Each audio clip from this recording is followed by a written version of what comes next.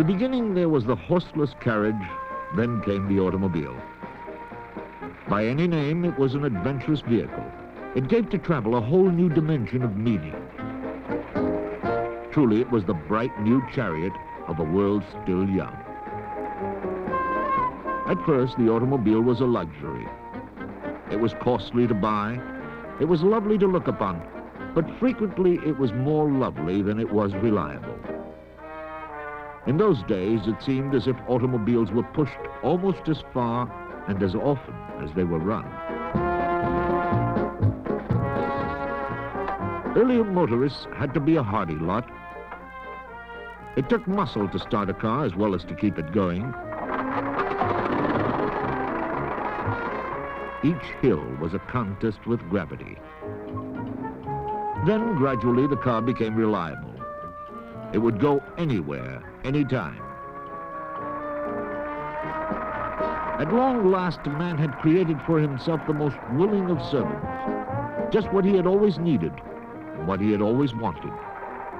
So he fell in love with it. And this is the story of the birth and growth of that great love.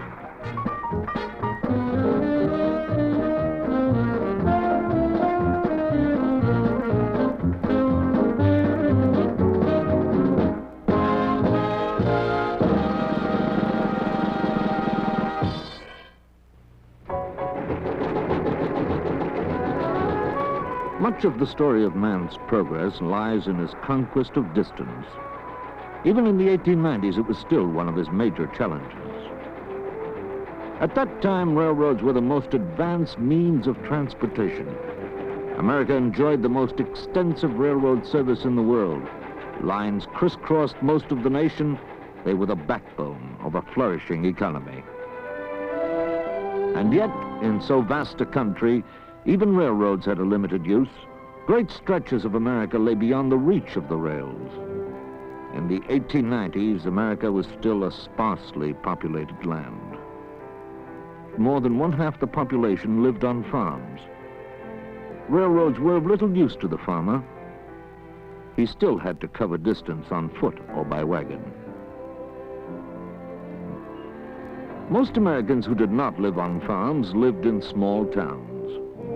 These were widely scattered, and many were not served by railroads. Towns without rail service stayed small and sleepy. Towns with rail service were in constant growth. There were new businesses, even industry. Already there were 150,000 factories in America, and more were building every day. America was becoming an industrial nation. The nation's greatest energy was being focused on machines. An editorial of the day read, "Surely our genius is mechanical. We will create machines to raise buildings, till the land, harvest the crop, bore tunnels through mountains. The future presents prospects of great convenience, and we foresee a day when a machine will replace the horse." In the 1890s, the idea of replacing the horse with any machine seemed absolutely ridiculous. The horse and buggy were the pace setters of the nation, a nice steady 3 miles per hour. Railroads were all well and good for those longer adventurous trips, but the horse was transportation.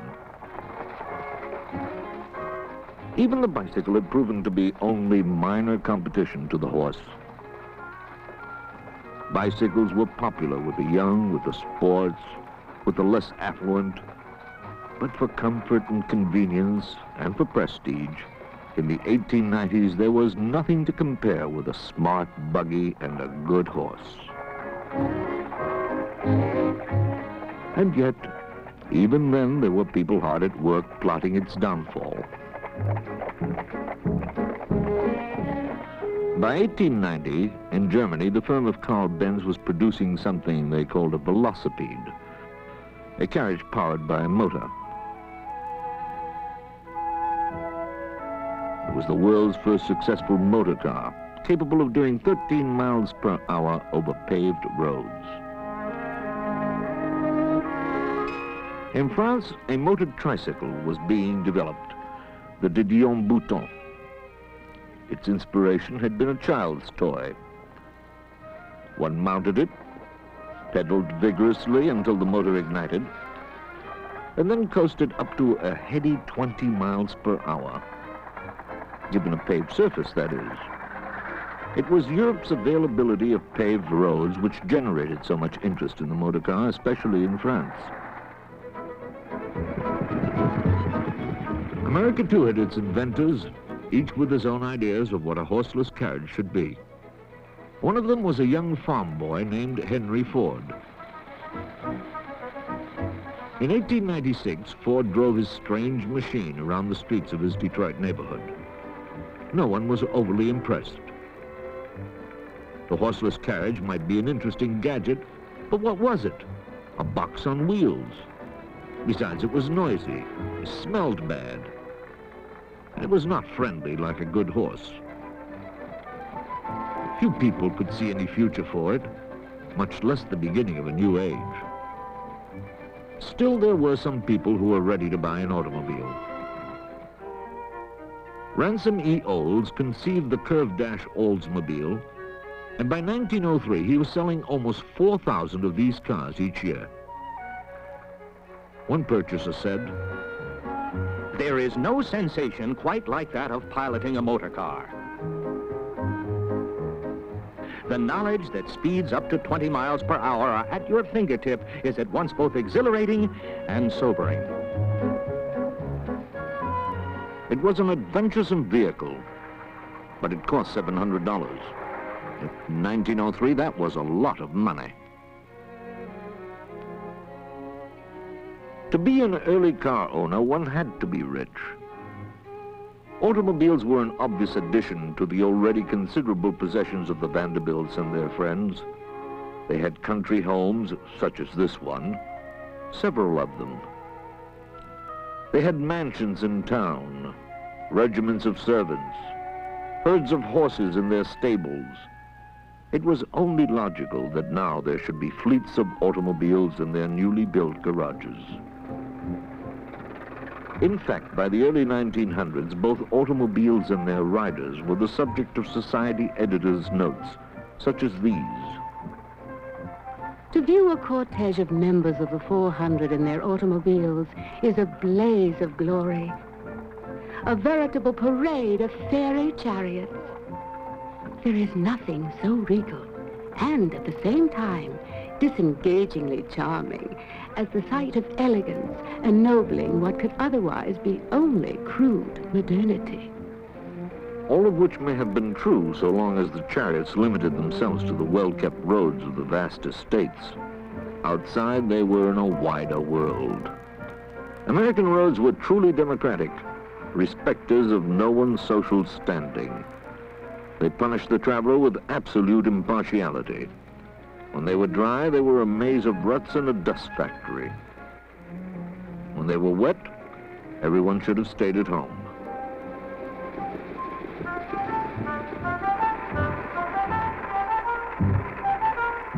But it was not only the territory which was hostile to motorists.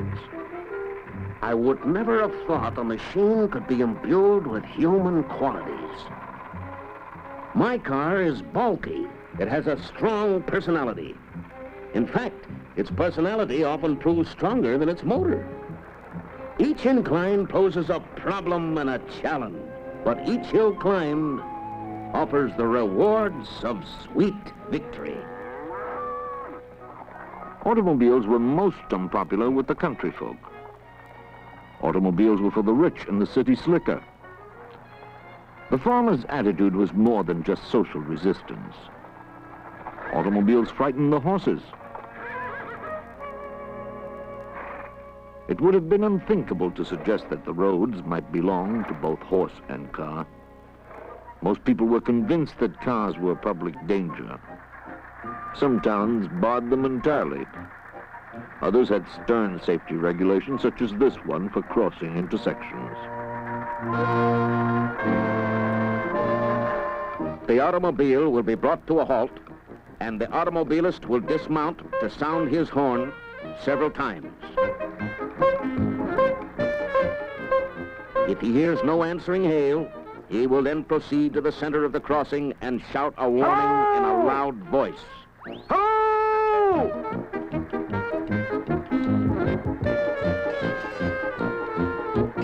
Following this, he will sound the bell or gong so loud and so long as to make certain it can be heard.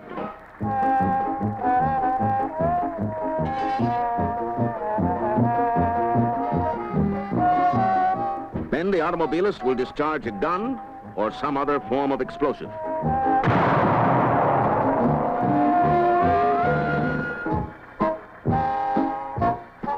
After which, having carefully observed in all directions, if there are no answering hails, he may proceed with utmost caution.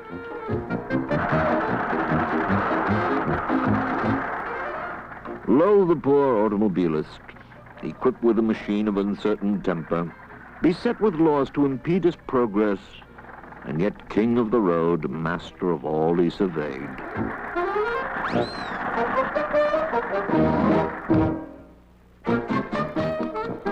The early motorists required patience, self-reliance, good physical condition. Starting a car was a test of strength. In the early 1900s, there were no gas stations, few garages. Each man was his own mechanic. An automobile handbook cautioned, Don't forget to fill the gasoline tank before starting. Don't use a match to see if it is filled. Don't keep the motor running if you hear an unusual noise. Stop. Don't forget to examine your motor frequently. Don't forget to carry a complete mechanic's kit. Don't forget chewing gum and rubber bands. Very useful. Don't entrust your car to a mechanic unless he can furnish proof that he's seen a car before. Don't be bashful about asking for help of the inevitable curious crowd. Don't forget a length of stout rope. alas, all too often the inexperienced driver ended his outing ingloriously. It was difficult even for the motorist to be angry at the yokel's cry of, "Get a horse." Frequently it proved to be friendly advice. But the motorist was a firm believer. He may have had his disappointments, but he never doubted. As yet, one could not talk of an automobile industry. There were some 75 separate manufacturers, and each one was a custom craftsman. You could have anything you wanted: bucket seats, a breakaway steering wheel, any color, any finish, choice of leather for upholstery, any amount of brass. They were beautiful. Each manufacturer had his own pet ideas. This Adams Fowle of 1906 offered the driver the easy possibility of guiding his car from either the back or the front seat. This was thought particularly useful to automobile owners with excessively talkative wives or friends. The company's slogan was, "It spins along." If you disliked the smell and noise of gas engines, there were the Stanley steamers. Silent, odorless, easy to refuel. Just pull up to any horse trough and dip in. It was a simple process. It had to be, because the car did only 1 mile to each gallon of water. The steamer was slow to start and a little complex to maintain. But it was silent, and it was spotlessly clean, and it had any amount of power and speed. In 1906, a racing steamer traveled at 127 miles per hour over a measured mile. For the ladies, there was the foolproof 1,000% safe electric car. It was a tiny salon on wheels with the driver on the back seat in a position of conversational dominance. Alas, the car was given to stopping without warning. But for all its liabilities, the electric car was still the only automobile a lady could easily start by herself. Then in 1912, Cadillac offered the self-starter as standard equipment. It developed to be an instrument of social revolution. Now a woman could drive a gasoline-powered car without first asking a man to crank the motor. This was a considerable boost towards a position of sexual equality. There were varied opinions on the probable effects. Ladies are not naturally gifted to drive automobiles. The constant attention, the unaccustomed responsibility are at odds with the training and delicate nervous systems of the ladies.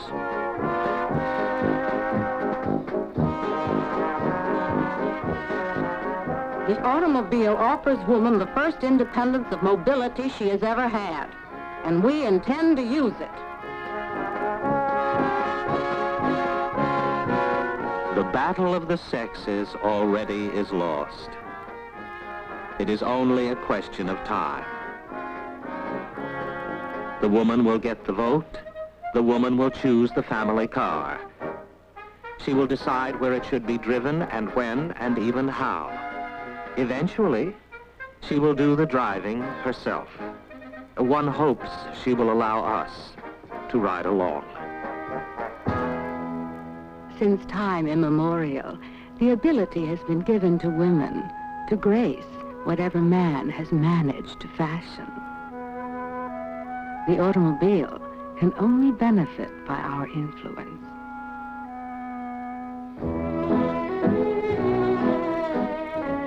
Automobile advertising emphasized elegance. To own an automobile was to gain a foothold in that bright world which patronized the opera or the concert, for whom doormen rushed and chauffeurs eagerly awaited. Automobile owners belonged to the set which rode to hounds. Automobile owners had chauffeurs. Some automobile owners had even been known to marry their chauffeurs. The appeal was to snobbishness, and no more snobbish car than this Welsh of 1909. Its makers advertised, "This automobile is for the man who recognizes the need for a chauffeur, but who occasionally likes to take the wheel himself. He is unwilling to surrender to his employee the best seat in the car, the one beside the driver, and even less willing to have him associate with the family in the back seat. For this man, we have designed the ideal car which maintains the essential separation and at the same time keeps the employee available for service when needed." In 1909, chauffeurs had varied essential duties, like opening the champagne and picking up the rubbish. Another automobile rage was the sports car, like this 1913 Mercer. Long, low, racy of line and temperament, it was guaranteed to do at least 75 miles per hour. A veritable race car. Remove the fenders and it was ready for the track.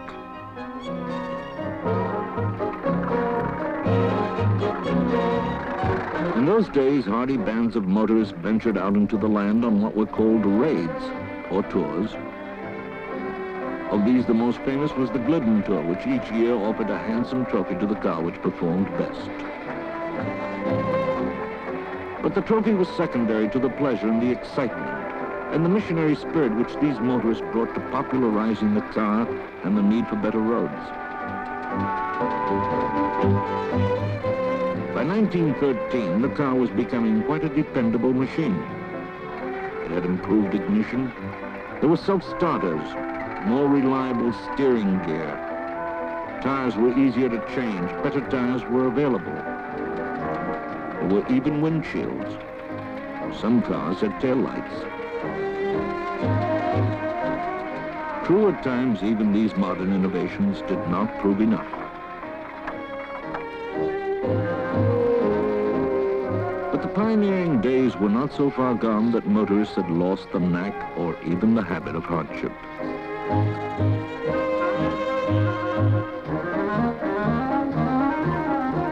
Obviously, the automobile was here to stay. There was much doubt as to its position in society. It was still so expensive. But to the motorist of 1913, it was enough that he was in a sturdy automobile with a wide world before him.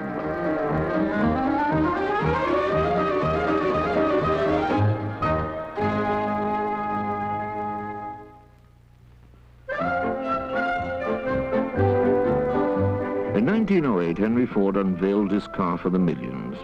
He called it the Model T. Unashamedly, it was basic, rugged transportation. Everything was simplified. In fact, it was a machine so reduced to obvious essentials that virtually anyone could understand it, even repair it. Its very ugliness was attractive. Each one seemed to have its own personality, and all owners agreed it was female. It was a revolutionary car based on a revolutionary idea. It was intended for the working man. At that time, it was unthinkable that anyone who earned the national average wage of $2.50 per day might also be a car owner. But that was what Ford intended. In 1908, a Model T cost $850. Eventually, it came to cost as little as $290. It was the product of the world's first assembly line. The more cars produced, the less each one cost. Profits rose, car prices dropped. The demand for Model Ts rose as the workers themselves began to buy them. By the 1920s, 80% of all cars in America were Model Ts.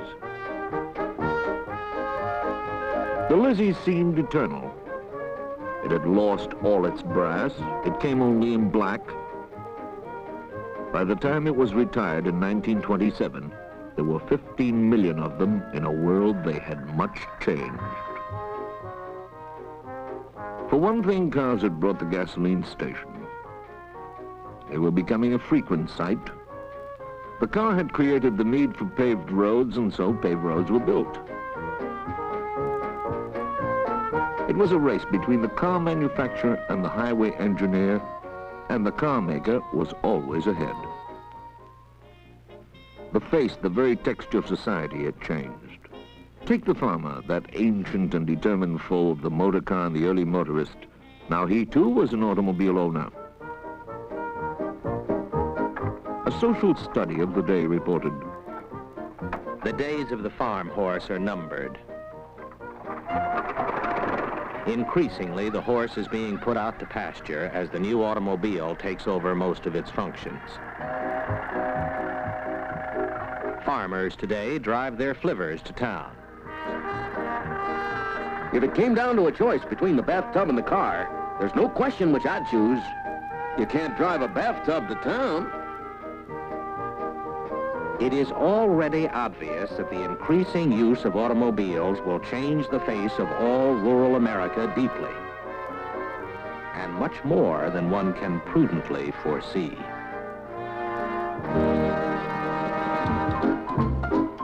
the age of the mobile American had arrived. The whole of America was go, go, go. It was the jazz age. Mothers, fathers, what supervision do you have over your children as they cavort far away and out of sight in the automobile? None of us can keep up with them. Get on the front porch, not on your sweet patootie. Off for a ride, not to the bright lights of town with a boyfriend. I love home and mother, but oh, you kid! Rocking chairs are for the old folks. Yowee!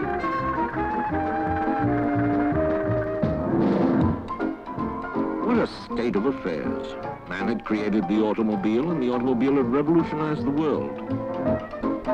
The balance of generations was upset. The car gave youngsters mobility. It took them out of sight, away from family control. The impact on manners and customs was shattering. It was a different world. The car alone had not caused the change, but it had greatly contributed. It had come upon the scene at the appropriate time. Now the whole world was available. Man and woman, young, old, raced to make it their own. Speed and movement became the object of the day. People lived faster. The tempo of city, town, and country rose.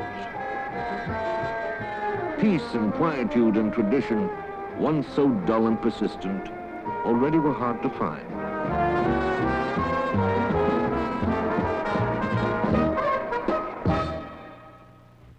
By the late 20s, people wanted more than rugged dependability in their cars. The day of the Model T was done. Buyers wanted a choice of colors, different body styles, a choice of accessories, all this, and cars they could afford. But for some, there was still an appeal in elegance. Prestige cars strove for it, custom craftsmen guaranteed it. One could have footmen, interiors with desks, a bar, as in this Bugatti Royale. One could be sporting and elegant with a Duesenberg. One could race impeccably in this SSK Mercedes.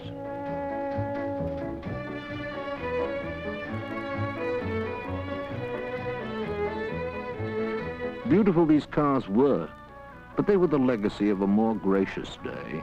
The modern roads belonged to the mass-produced machine.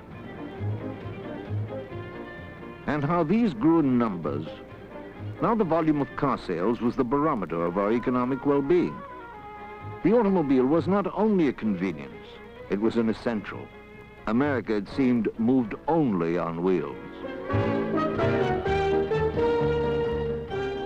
Man could say that he had conquered the challenge of distance. Of course, in the process, he had created a problem of space, even one of time, the time it took to get there. In 1900, there were only 150 miles of paved roads in all America. Today, we have almost 4 million miles, a mile of road for every square mile of land, and they are not enough. There are more than 100 million vehicles in America. 4 out of every 5 adults holds a driver's license, and still a car is every youngster's dream.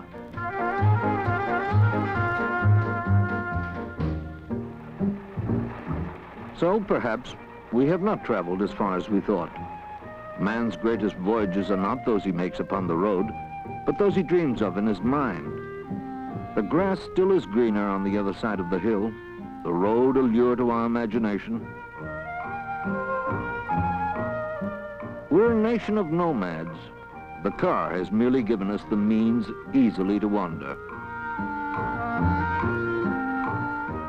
How beautiful they were in their fragile imperfection.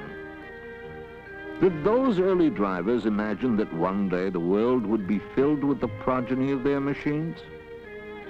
Would they recognize the plains now crisscrossed by superhighways, the mountains bored by tunnels, the cities filled with asphalt, cement, and gas fumes? Would they recognize their dream? It was such a lovely dream.